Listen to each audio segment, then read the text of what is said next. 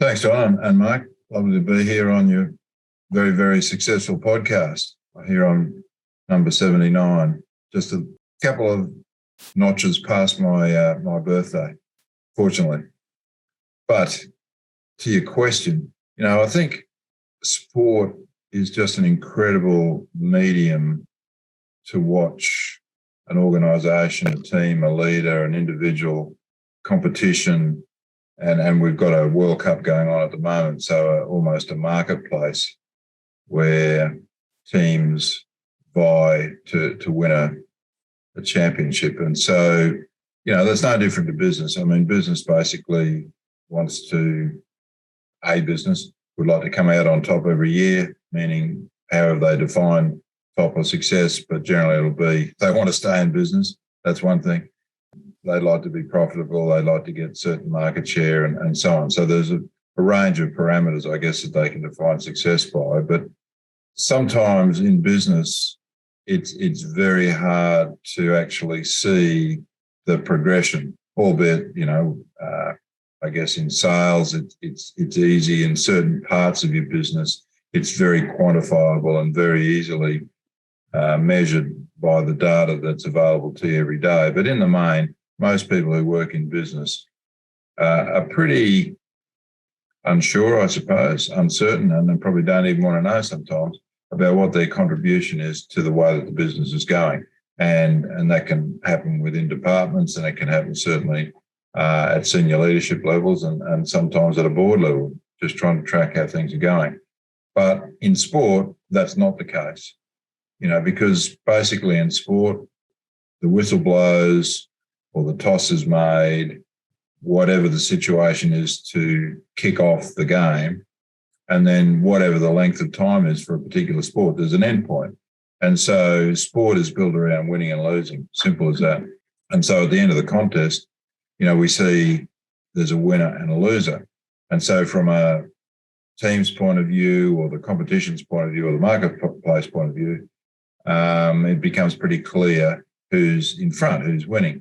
And we can step that back into the game then, because we can look at individuals and we generally will have some form of scoreboard, or at least if there's no visible scoreboard, we know that high-level sport these days at least is well covered by broadcast media. It's well covered by various apps that record all the stats that are going on in a game, and you only then have to look at your phone and see what's actually happening by way of the data on a game. So to me, that's why sport is an incredible medium for business to look at, because it condenses, I talk about the World Cup, so there's a competition. So it almost condenses a business who might be looking over the course of a year into a 2-week period, or it condenses the game into a short period of time where we can then begin to analyse all the things that went right, all the things that didn't go quite right, and all the things that contributed to winning and losing. So to me, that's why sport is just a great place for businesses, or anybody for that matter, but let's stick with business, to go in and look and analyse and understand how and why teams win, how and why individuals are successful, how and why certain leaders seem to be able to get the best from their team. Leaders meaning those who've got a formal title, coach, captain, manager, whoever it might be. So to me, that's why, well, one, I sort of understand sport, but two, I believe its real value beyond the arena of sport is back into the likes of an industry sector, a business industry sector, and the various industries that operate under that umbrella. Now, John, you've really made some great points that really stand out for me, and you're talking about condensing it and then applying it in a business environment. So are you able to share how you help teams, businesses and organisations find that winning model? Yes, well, look, I guess when I finished, and John, you mentioned World Cups, so I finished with the Australian cricket team in 2007, and at that stage, we held every record that was available. We held every cup that was available to us and had done so really over quite a long period of time.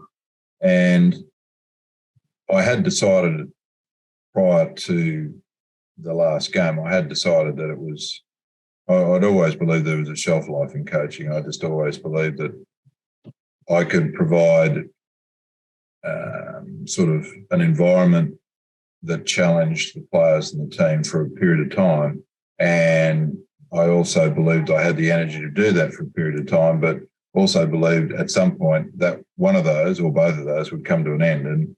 And if that happened, then I would, in my mind, lose the respect of the players. So, and that's something I never wanted to do. I never really wanted to test. So I decided probably 12 months, 18 months out from that final game that I was going to take this thing, these lessons and my experiences and knowledge in sport and jump across into the business world, into the corporate world to do that. So what I eventually did, Mark, was, and it's now part of my, what I term my What's Your Everest framework, and that is to start at base camp. And base camp is a place where you enjoy success. So whether you're an individual or you're a leader or a team, I want those particular three streams to consider very specifically when they were at their best, what they believed was their best. So in other words, a PB. So, if we looked at that Australian cricket team, for me, it was looking at over a longer period of time, but specifically, say that final World Cup, why were we so successful? And then we could do it as a leader. So in that particular World Cup, a leader like Ricky Ponting as captain, why was he the leader for the time? What was he doing? And then, of course, we could look at the individuals in that team and try to assess them on that same basis. Why were they as good as they were? So that's kind of base camp of What's Everest. And then that sort of helps,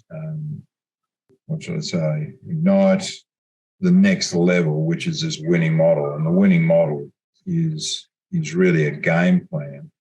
So what's your game plan of success? And all businesses have got their strategic plans, their operation plans, their business plans, marketing plans for everything. So that's the same for me, that it's really important to try to nut down, again, individual, leader or team, what your game plan for success is. And generally, as I said, that will then come out of when you are successful. What is it that's in your control that you're doing that gives you best chance of success?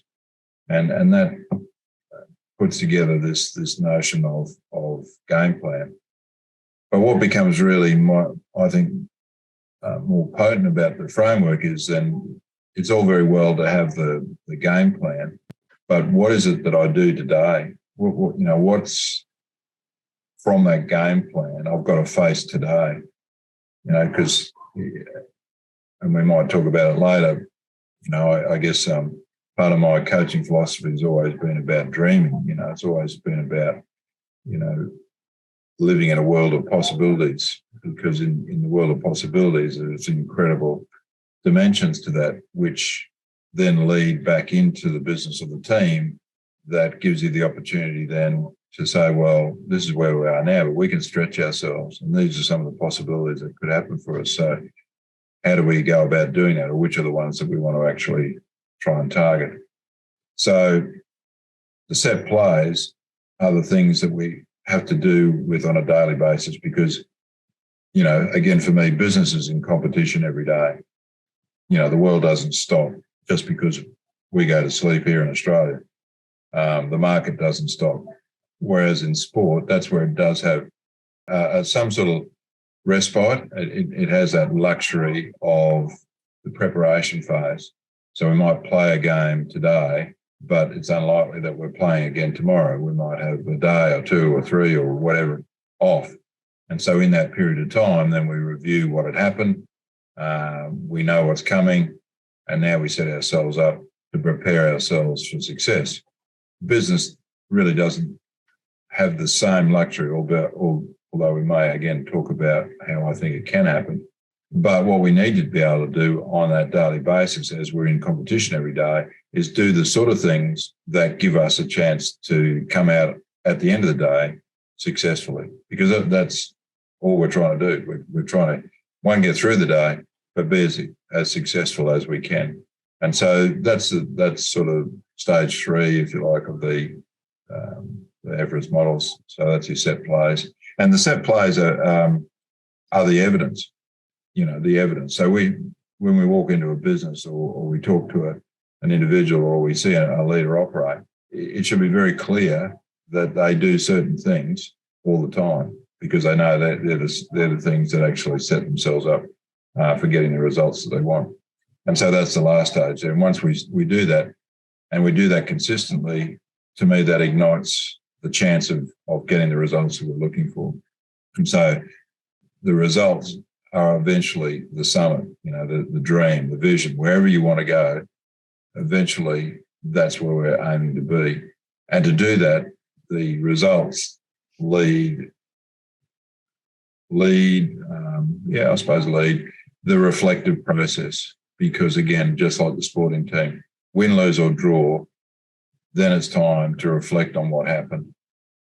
And in that reflection, we understand the things that we did well and we understand the things that we didn't do so well, but then are setting ourselves up for the next competition. So it's almost like a plan, do, check, act. And the do is the set play today. The plan is the big picture. Yep. The do is the set play.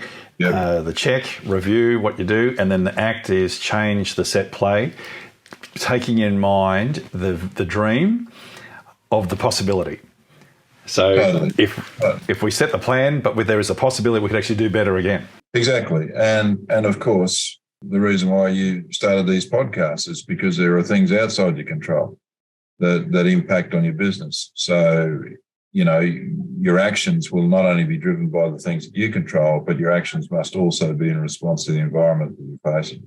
John, you've spoken about the dreaming and the doing as a leader. Can you tell us more about that, or how do you see that? Yeah. Well, we sort of touched on it there, but, to me, leadership is about having one foot in the present, one foot in the future. And we sort of touched on it just there that, for a sporting coach or a sporting team to chase down a dream, and I'll come back to where this Everest came from, to chase that dream down, you've actually got to deal with today. You've got to actually work out how to get through today, to win today so that you can play tomorrow. So that's what I first said to the Australian cricket team when I started with them as coach in 99. And that was that we were going to go on this journey to Everest together. And I said, I wasn't quite sure what that was, and I wasn't quite sure how long that would take.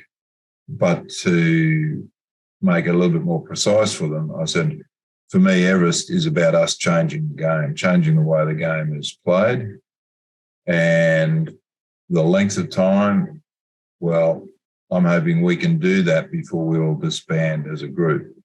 So there was a group in 99 and we essentially stuck together for 8 years, give or take a few players over that time and give and take a few support people and so on. But, there was a really strong core of people that were part of that 8-year journey. And so the Everest was, and this is why I think sport is, again, such a good example, that when you look at great players and you look at great teams, yes, they might have a few more skills than some of their opponents, but essentially what great teams and great players are doing in that period of time is that they're actually working out how they can use those skills far more effectively, far more consistently in the situations that they face. And,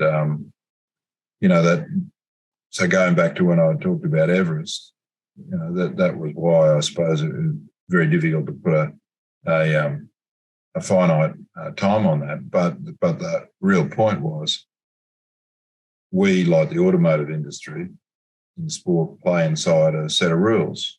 You go outside the rules, then you get hammered by the administrators or the legal parameters of your industry. So my question to the group then was, well, given, we play in these set of rules, cricket rules, why should we play it, though, the same way as everybody else? Why shouldn't we look to play the game differently to everybody else? And so that led to the notion of Everest and about changing the way the game was played. The other thing I did straight away was I really wanted to link history into what we were doing and what the future might be. So in Australian cricket history, there was a team called the Invincibles, which was a team that toured England in 1948 after the war, captained by Sir Donald Bradman, who I don't think even arguably, I think it's a fact that he's the greatest sports person that's ever lived, simply because if we looked at the data, his average of 99.94, and that might not mean a lot to people who don't follow cricket, but the nearest person in the 150 years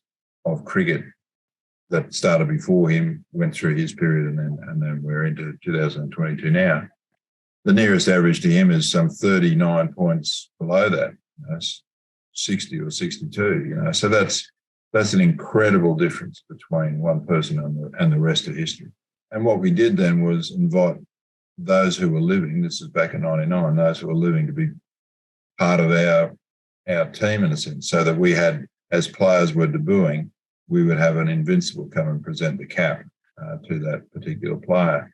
And we also made sure that we tried to invite them to our team dinners where we could in this first season. So there was I think a really important part of building that team culture, part of the winning model, Mark, that culture plays a huge part in not only, the winning, but it's about how do we understand the process of winning and what are some of the threads and the fabrics that are woven into winning. And it's not just the skill of the players.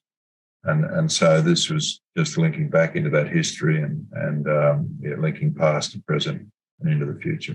And how did the players respond to that? Did the players adapt to it pretty quickly? The opening of the mind to, because they're looking at their skill sets, they're good in certain areas. So were they immediately thinking, well, all right, if I do this, or if I approach the game this way with my particular skill set, we could then do X, Y, and Z. And then do the other players then interact with that and say, well, if you do that, then I could do this, this, and this, and it will complement that, or it might compete against that. Well, how did that work? How did they respond? Yeah, look, I think it's a ever-changing, ever-evolving process. To start with, Steve Moore was captain at the time, and I think he really embraced that whole idea because for him, his mantra was about taking the road less travelled. And so, I presented a coach or a type of coach that hadn't really been on the international scene before, somebody who had never played international cricket and played little first-class cricket, yet now was coach of a national team, but also had a different way of going about coaching. And to the other extreme, where there are players thinking, well, this guy's a bit of a lunatic, really, and he hasn't worn the baggy green cap, and therefore how can he presume to, coach us as a group? And so you had, and then in between that, you had a whole lot of, different people and had different views at different times. And so that was a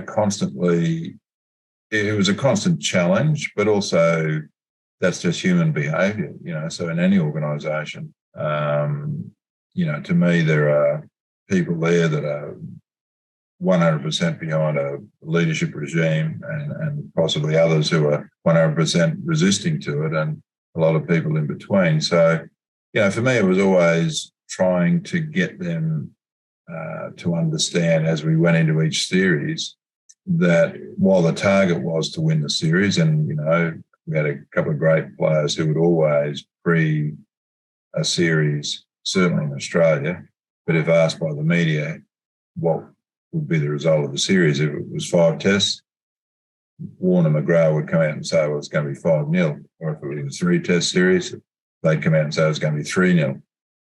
So there was always the result there. But for me, it was always trying to take the players back through a process of getting the result, whether that was the result we get or not, but how did we get the result? And one concrete example, and probably close to John's heart a little bit, was that we lost an Ashes series in England in 2005, and then there was a kind of a reset. And from about August, September, October 2005, I'd said to the players, because I was challenged by the board whether or not I should still be coached, another story. But anyway, I was reinstated, and that's where I had already decided that I'd be 20 months in the job, because I was just going to be pretty well exhausted by the end of that. And so it was time to move on. But putting that to one side, there was still the process of challenging the players, creating an environment that was stimulating. So we set a target, or we called it Target 400, and that was that we were going to be the first team to score 400 in an international one-day game. And so, as elite players, they were 100% behind it, pretty well all of them. And I suppose, again, you walk into a dealership and the general manager of sales says to his sales team, well, this is our stretch target this year. If we achieve that, we'll do something that nobody else has done before. And so ostensibly, most of the salespeople would say, well, great, we'd like to be part of that. But of course, then the next step is they begin to think about that. And the players came back to me and said, but hang on, coach, we're scoring maximums of 340, 350 at this stage. How are we going to get to 400? So it was then a case of, well, how do I show them that there's real scope here to do this? And so I went into the data and showed them that, 50 over game is roughly 300 cricket balls. And when we looked at when we were scoring at our max, we seemed to be only scoring from about 150 balls, so about 50% of the deliveries. So go back to them and show them the data and say, look, we've got 50% of balls here that we haven't even touched. Why don't we start accessing some of those? And of course, then they walk away and think that's a great idea. Let's do it and we'll get there. And then, of course, the mind starts to tick over and they say, but next meeting, hey, coach, but we're using all our skills at the moment. We're only getting 350. How are we going to do this? And so then it was really a case of going back again to their basics and saying, look, I think we can improve on some of our basics here, not just, extend our skills, but just improve our basics. So one of the ones I went to was just running between wickets and showed them in vision, very clear, how a lot of them were poor runners between wickets. And so then we'd spend time on training how to improve our running between wickets, because that meant, one, you could score off some balls that you weren't scoring from, but it meant you could score more off some of the balls that you were. So anyway, we did all that, and I brought in an expert, again, we do in business, rather than coming from the coach. Let's bring in a so-called expert, and the expert will then tell them and show them what they did and how they went about it and how successful they were. And in this case, it was Dean Jones who came in and spoke to the team about his running between wickets and so on. A funny story, soon after that meeting with Dean Jones, was we were playing in Melbourne, and Adam Gilchrist almost ran himself out twice in the first couple of overs. Just couldn't believe it. Then he got out, came into the dressing room just fuming, threw gloves down and bats and everything else, and just said, Coach, that's the last time I'm ever listening to you. He said, all I could think about out there was trying to run between wickets and forgot how to bat. So he calmed down and cooled down after that.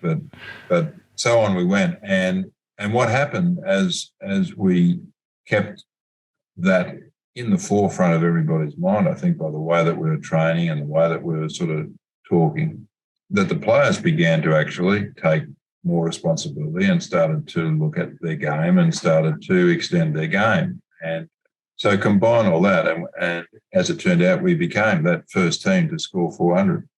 And that's why I say this is very close to John's heart, because he probably might put a little wry smile on his face here, because the second team that scored 400 was South Africa, who scored it about 3.5 hours after us to win that particular game. To your point, I think there's a long process in this happening, and just because you get it right at one stage doesn't mean you've always got it right with all the players, and making sure that they're all heading in the same direction. And just because it's not working at one point in time doesn't mean that you have to sacrifice it and move on to something else. You just have to find other ways and means to get the conversation happening, the actions happening, the behaviours happening, and the training happening, so that it becomes a reality out on the field or in the showroom. But I think, John, I think what you're saying there is not only having that dream and that Everest of what you want to achieve, it's working out the detail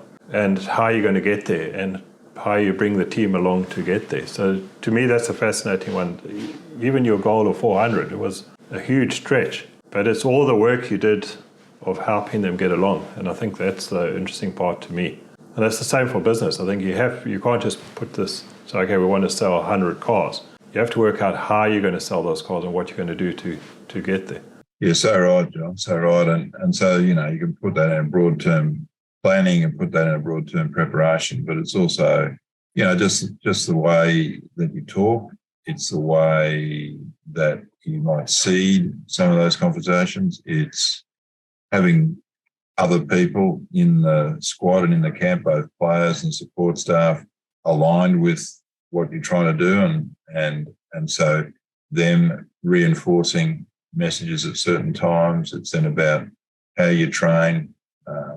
All those things. There's so many pieces, as you say, that go into getting a result like that, which is a stretch. It is, and it was part of, I guess, that vision of Everest, because it was that we had changed the game at that point in time. I think it's fascinating when you go back to the basics of what the game's about. When you look at how do you win, or what are the basic fundamentals of winning at cricket? You score more than the opposition.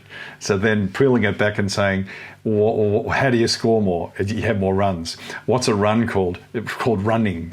So if you just improve your running, it improves the amount of scores. Look at the amount of balls we're hitting. We're hitting half the balls. But if we're running faster, we can actually get more runs out of those same 150 balls that we're hitting. It's phenomenal that it gets back to the basics. And when you get people on the journey to open the mind to the basics, which we all take for granted, because we keep thinking, well, we're running as fast as we can, so it must be something else that we've got to come up with out of left field that no one's thought of. But sometimes it's getting back to the basics for the, a bit like the forest for the trees. But we're trying to do with all this exotic stuff over here, but really it's the real fundamentals that are we doing them right, which is the in the now situation. Yeah, that's right, Mark. And when I break the basics down, there's always four components to that. One is your technical skills. So every role, every job, every sports person has a role in the team, and there's a set of technical skills that go with that. So are they performing those technical skills, the basics, to the best of their ability? Once you can get those right, that then gives you a bit of a benchmark, and you might be able to improve some of those. And there are the physical skills that every job, whether you're sitting at a desk every day of your life or whether you're out in a cricket field, every job has physical demands to it, so that you're at your best to meet the demands of the role that you perform, whether, as I say, you're sitting at your desk or you're in a cricket field, and how you recover and how you keep yourself up right through the course of a competitive day. Then there are the mental skills, that ability to find your routine that enables you to tune in and tune out, because we can't concentrate, forever and a day. I think, maybe it's 5 minutes max, or maybe it's up to 7 minutes. But so what do I do that enables me just to get into the moment, deal with the moment, and then when that moment's finished, relax from that, get out of it, so that I'm ready to tune back in when the next moment arrives. So everybody has those routines. So it's about understanding how to do those and how to replicate those. And then the final skills are the tactical skills. So the tactical skills mean that really, if I've got a good routine of clearing my mind, then what I can do is access my knowledge and experience, which is part of the tactical skills. That's why a Warner and a McGrath was so incredibly good, not only their skill levels, but they had this amazing capacity to compartmentalise their life so that, when they walked onto a cricket field, every part of their life, every other compartment of their life was shut off, and all they had open was the cricket compartment. And in that cricket compartment, they stored incredible amounts of knowledge and experience, all the files, if you like, and so with a clear mind, then they were able then to access the files that they needed. They were able to think about games that they'd played, situations that they'd been in, various players that they'd seen, and so on, and then bring that file out. And then with their physical and technical skills, that's the execution side. Then they went about executing what their tactical knowledge was leading them to. Of course, we don't all have that same ability, and that's why there would have been endless team meetings, because we needed others to come up to speed with what possibly Warner McGrath had stored up in their mind. We needed everybody to be on that same page, and again, a lot of new people into a business, they don't have that technical knowledge and skills, but if they have a clear mind, they know, well, I don't know that, so who do I go to? Or it's on my phone, or it's in the computer, or it's somewhere, and so the clarity of your thinking and not allowing the static to interfere with your decision-making process is pretty critical to that overall performance of an individual. I just find it amazing when you talk about the separation and the compartmentalising of the now and drawing on the experience and not getting the distractions, because in the sport that you're involved with, the concentration is such a critical part. Every delivery would involve concentration. So once the delivery is passed, you then want to switch off for a sec so that you don't drain the battery, because the battery must be getting constantly drained by everyone on the field, because it's when you're not concentrating that you get caught out, literally. And I suppose that same would then apply to business. Is that a skill that you teach, or can you learn that skill? Look, I think you can learn it, definitely. Because again, partly that's part of what meditation's about, or it's partly about linguistics. It's about trying to work out your mind and how your mind functions, and how you can settle your mind and how you can calm your mind, so that, as I said, in the moment, that's where you are, just there, you nowhere else. And that enables you then, it's the same, just in a conversation. If you're a leader and you're dealing with your staff member, you need to be in that conversation and not thinking about the meeting before, the meeting coming, the history of this person, my family at home, so many things that can cross your mind. So right at that moment, because again, as we all know, when you've had those conversations and somebody's not there, that they're not there, that they're not listening. And just talked about being vulnerable. Well, that makes that leader quite vulnerable at that stage, because the individual who that person might be conversing with wants that person to be there. And if they're not, then this person gets the message that there are more things important to this leader than me right at the moment. So therefore I trust this person? Do I respect this person? Should this person occupy that role? That's kind of the extreme end, but they're the messages that can occur if just in a simple conversation we choose not to be in that moment. John, in terms of a business, how do you, you're talking about the dreaming and your Everest, but how do you do that final thing to set yourself up for success? What is there to bring from sport across your business? Look, I don't think there's any one thing. I do think, though, it is based on, going back to what I said before, firstly, defining what success means, right? That's probably number one. So success to me was always about result, but also process. So again, if we're not getting results, then I probably didn't get to coach. And that happened to me a couple of times. I was sacked as a head coach because, we just didn't get results. Because possibly I at that stage, believed that the process was more important and the results would follow. But I didn't necessarily get the same sort of support on that, maybe as I'd had in other situations.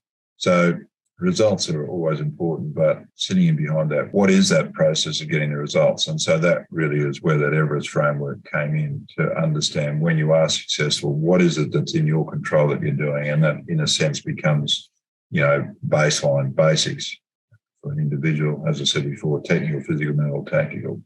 For a leader, not too dissimilar, but there will be, a number of things that the person does when they kind of look back at the end of the day and say, gee, I had a pretty good day there as a team leader. I had some tough calls, made some good calls, demonstrated the values and principles that I believe in through my actions and behaviours, and I could see that it really impacted upon my team. And then the same thing from a team point of view, when we've won a game or got a good result, what do we do to get that result? Understanding that, and then, as I said, extrapolating that then into a game plan that's repeatable, drives performance for, again, a group of people or a leader or an individual. And then how do I put that into play? How do I make sure that I'm doing that every day? Because that's what I need to reflect upon. That's what's going to make me successful over time. And I think, that's the secret then, is knowing that formula, winning formula, if you like, sticking with it, but also being prepared to, adjust it where circumstances dictate that it needs to be adjusted. And some of those adjustments might be long-term as well, but often they're just to deal with what's in front of me at the moment. Now, John, in your process of applying the knowledge and skills of What's Your Everest and the dreaming and then the living in the now and also living in the future from the sport situation to business, have you found that as far as delivering that story and the acceptance and understanding when you apply it in a corporate sector? I think you gave a really good example about the sales guy goes in and says, this is our target, we're going to go for 400 runs, we're going to go in and here's the sales target, we've never applied before. When you're using that sort of terminology, how are you finding the corporate sector or government sector or the customers or clients you've been working with, how do they embrace it, or how are they accepting it of it, and is it easy for them to pick it up? Look, I think it is, and it has been, because one is the hook is still sport, and whether people have been involved in sport or haven't been involved in sport still invades everybody's life in some way, shape or form, and they pretty clearly understand there's winners and there's losers, and there's a reason why you win and you lose, and there's people involved in that process, and there's the skills and there's tactics and a whole range of things, So I think the hook is sport, but I really haven't found too many people and too many organisations that said we're a bit lost here. We don't see how what you're talking about in the sporting arena applies to us in the business arena, because it is very much still about, strategy, if you like. What's your strategic plan look like? What's the vision look like? What's the mission look like? What do your objectives look like? Okay, so now that we've got those laid out, does that differentiate you from the rest of the marketplace? Because if it doesn't, well, why are you playing the same game as everybody else? Why wouldn't you be trying to differentiate yourself? So now that we kind of understand where we want to be, we've got a bit of an idea of where we are. Well, now how do we get there? So what's the game plan? What's the way that we then deliver this on a daily basis? How do you as CEO deliver that to your people? Do you live it? Do you breathe it every day? Because that's, with the team, I talk about the 5 pillars of success, and one is virtually that. Vision and strategy is the first part. You've got to know where you're going. Like the the picture behind me, that when you ask CEO or whoever it might be, Apollo 11 landed on the moon, and that's 100% of the journey.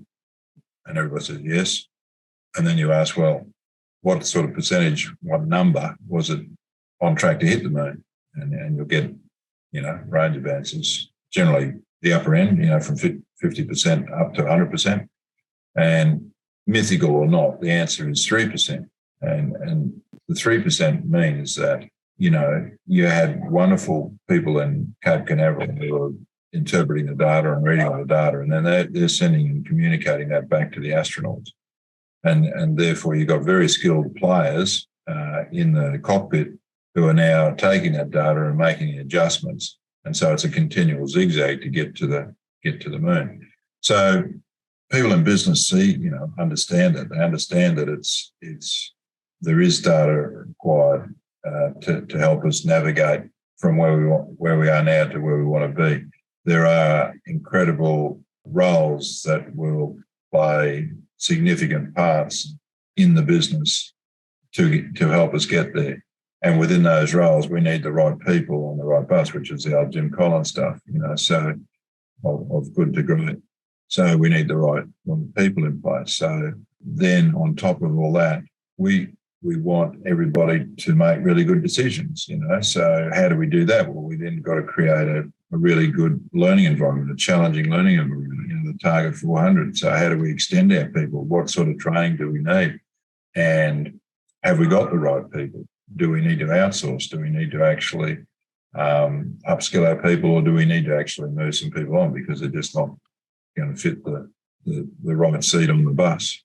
And so I'll always talk to them about I think one of the biggest things from an organisational point of view around culture is a leadership culture. And so leaders have got to lead. They've got to walk the walk. They've got to talk the talk.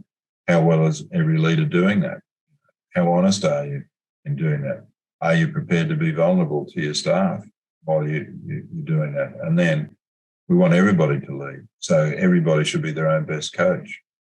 So they need to know, or they need to understand, going back to the Everest model again, when they have their best day, what do they do? And if they understand what they do, then they've got a better chance of replicating that on a daily basis, and so therefore a better chance of making good decisions on behalf of the organisation. And then the third part of the leadership culture is just around all your systems and processes.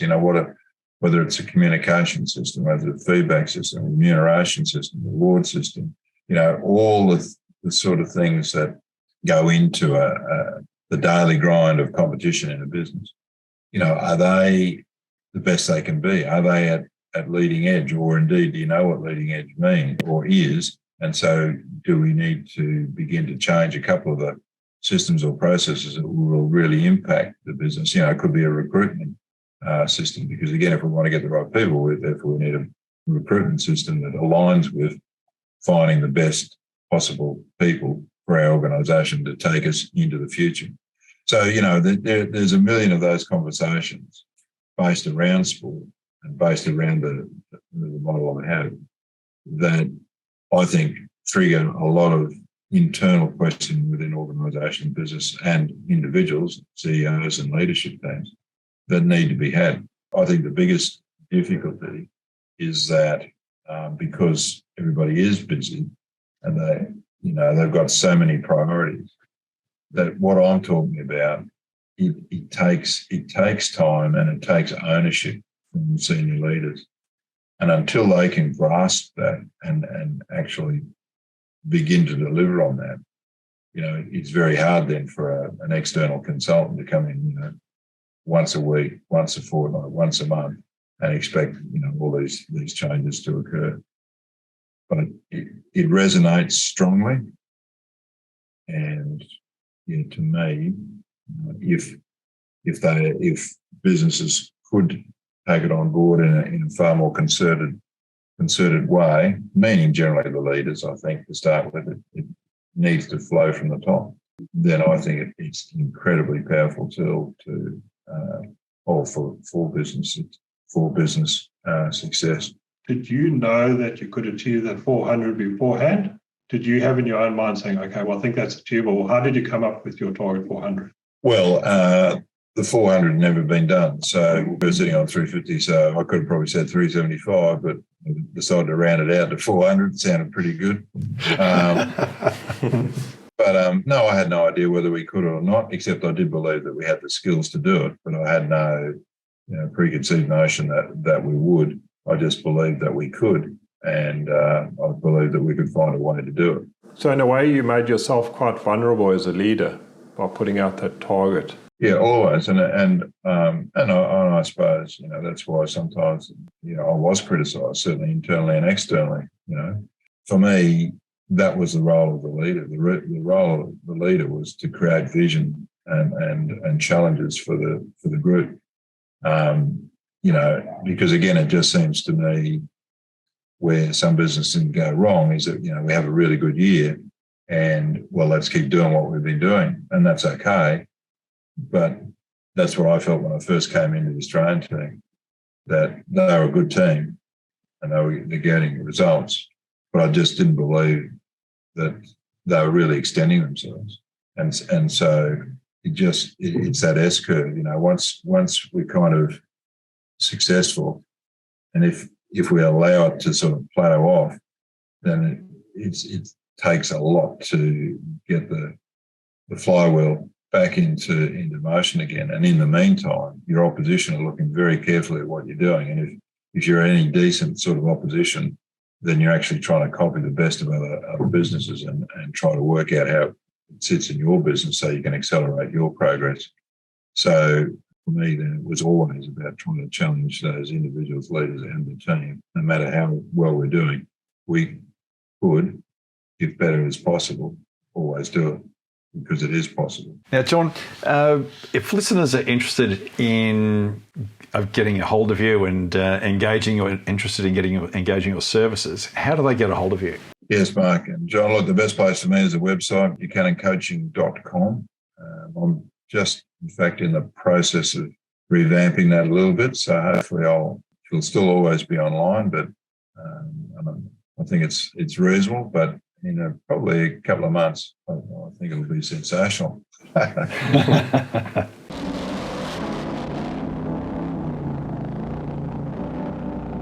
Excellent. No, it's been a fantastic conversation. I always say in the various businesses I've been involved in, there's nothing that sport cannot teach us in the corporate world.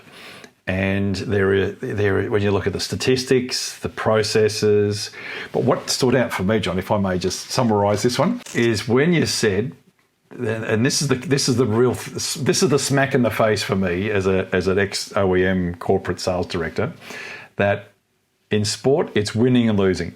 You can't hide.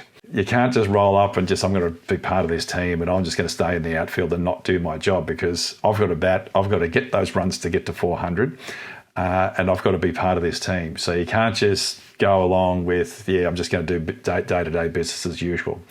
You have to be good at what you do. So there is the day plan. So it's living in the now, but also with a view for the future. So I'm doing this, I've got to get through today and be the best I can be today, but I've got to be better tomorrow and the next day.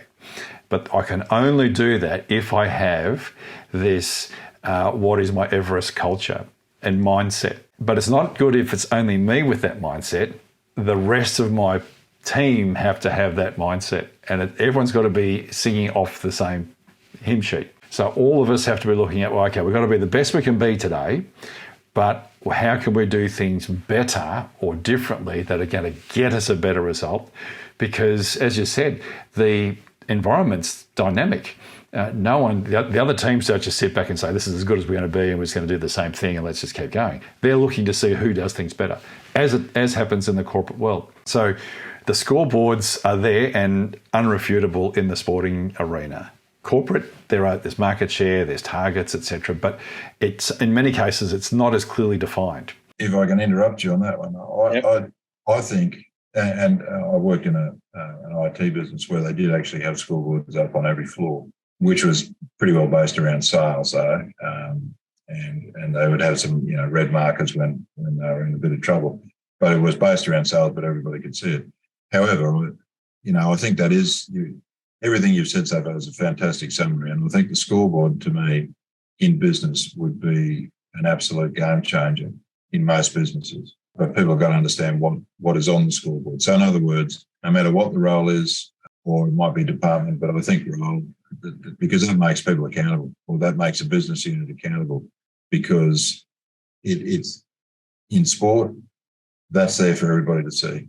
Certainly in cricket, not only the players, not only the coaches, but the audience, the broadcasters, you name it, you're on show. And, that's a culture that sport lives with. It's not a culture that most corporates live with. And if that was embedded into the cultures of organisations so that it's there, it's visible internally, wow, I think that'd be unbelievably, as I said, an unbelievable game changer.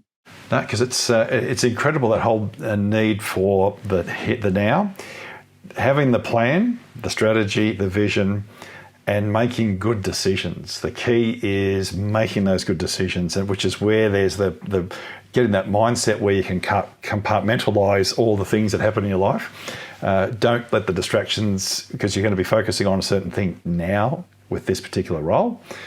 Everyone has stuff going on in their world. It's a matter of parking that, get this bit, preserve the battery in the brain, so you make the best decision, and then move on and do the planning, but then have some downtime to recharge the battery as well.